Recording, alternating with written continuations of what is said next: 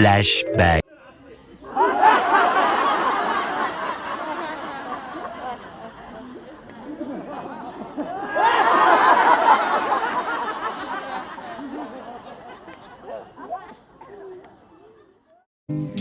Many of us still spend a lot of time at home to minimize exposure to the virus.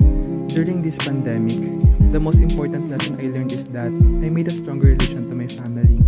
Alam natin lahat na during this pandemic, no one can easily go outside lalo na nung bago pa lang natin nararanasan yung COVID-19.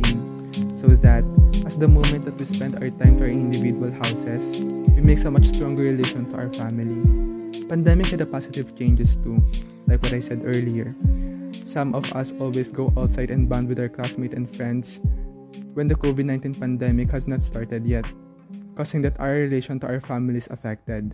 But when the COVID-19 started, all of it changed into making much stronger relation. During this pandemic, one of the most important lessons that I've learned is that being isolated is not a bad idea at all. Being alone and isolated at home makes me realize the things I have done before. Nagkaroon ako ng chance to think deeply and to learn more about myself. Kumbaga, I can consider being isolated as blessing in disguise. Kasi because of being alone, mas nagkakaroon ako ng time for myself. Nagkakaroon ako ng pagkakataon to navigate the creativity and talents na meron ako. This pandemic taught me the importance of loving myself. Also, I've been loving the silence of my room and the gloomy mood because it gives me peace. The most important lesson I've learned during this pandemic is that friendship can't be broken immediately. Even though my friends and I are isolated because of the pandemic, we still try to reach each other. Sometimes we communicate twice a month, nagkakamustahan lang kung kamusta sila sa kanilang mga bahay.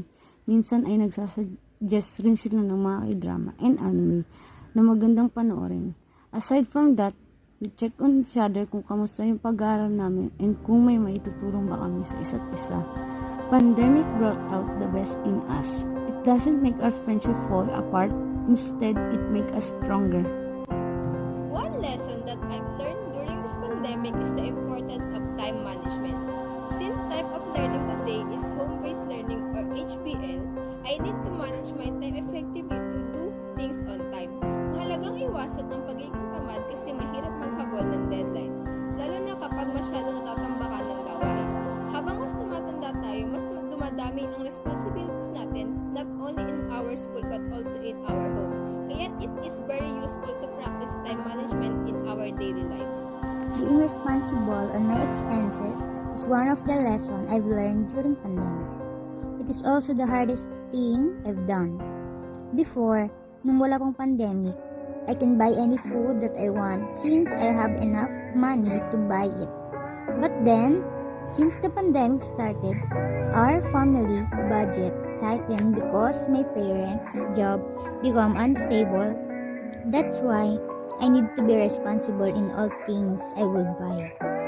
I learned that I shouldn't buy unnecessary things, such as expensive clothes, shoes, and bags. I become aware na dapat mas paglaanan ng pera yung mga bagay na mahalaga instead of just wasting it. Go. Sige, wag ka tumawa. Gigilitan kita ng drink. Ay, hindi ko masama! Ay, ulit. Kita yung shadow ko. Ay, ano ba yan?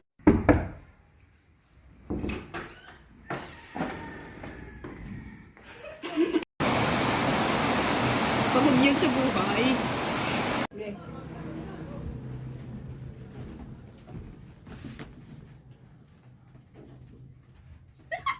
Okay, labas. Ang bilis! Ikaw na? Labas! Hi po.